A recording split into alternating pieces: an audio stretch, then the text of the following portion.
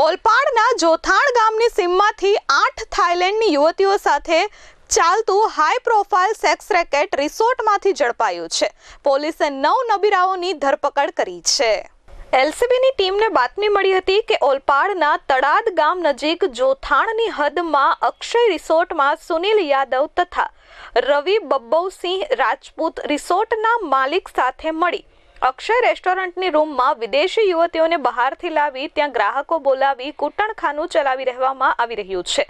જે માહિતીના આધારે ડમી ગ્રાહકને મોકલી બાતમીની ખરાઈ કરવામાં આવી હતી અને બાદમાં મહિલા પોલીસને સાથે રાખી પોલીસે રિસોર્ટમાં છાપો માર્યો હતો.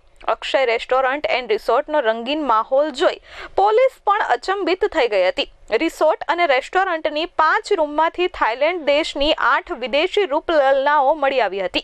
સાથે પોલીસે 9 નબીરાઓને પણ ઝડપી પાડ્યા હતા. કૂટણખાનું ચલાવવા ગ્રાહકો શોધી તેઓને રિસોર્ટ પર મોકલતા દલાલ અને રિસોર્ટની દેખરેખ રાખતા યુવકને વોન્ટેડ જાહેર કરવામાં આવ્યા હતા.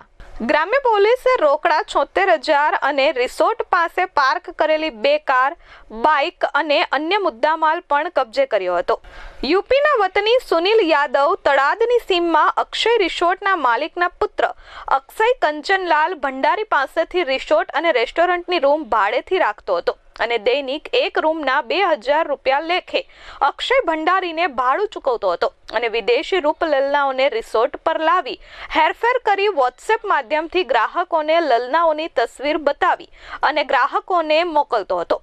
પ્રતિ ગ્રાહક દીઠ 2,000 થી 8,000 સુધી રકમ વસૂલી કૂટણખાનું ચલાવતો હતો અને વિદેશી મહિલાઓને પ્રતિદિનના 10,000 રૂપિયા ચૂકવી તેઓનું જાતીય શોષણ કરતો હતો. રિસોર્ટમાં આ સેક્સ રેકેટ છેલ્લા 6 મહિનાથી ચાલતું હોવાનું સામે આવ્યું હતું. હાલ પોલીસે અક્ષય કંચનલાલ ભંડારી, રવિસિંહ બબલસિંહ રાજપૂત, સુરેશ વાલજીભાઈ રાખોલિયા, અક્ષય દીપકભાઈ ધામેલિયા, સજ્જન કાળીકાંતભાઈ ઝા, અક્ષય ઉર્ફે ગોલ્ડી પ્રકાશ આઠવલે, રાહુલ સુરજસિંહ ઠાકુર, સુરજસિંહ રામસિંહ અને નરેશ છગનભાઈ પાનસેરિયાની ધરપકડ કરી છે. Bureau report S24 news, Surat.